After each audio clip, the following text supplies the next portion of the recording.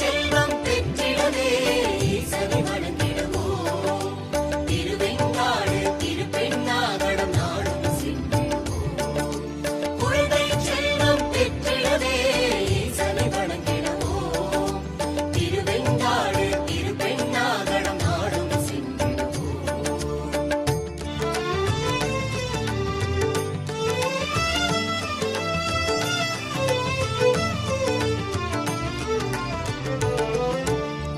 கண் காட்டும் நுதலானும் கனல் காட்டும் கையானும் பெண் காட்டும் உருவானும் பிறை காட்டும் சடையானும் கண் காட்டும் நுதலானும் கனல் காட்டும் கையானும் பெண் காட்டும் உருவானும் பிறை காட்டும் சடையானும்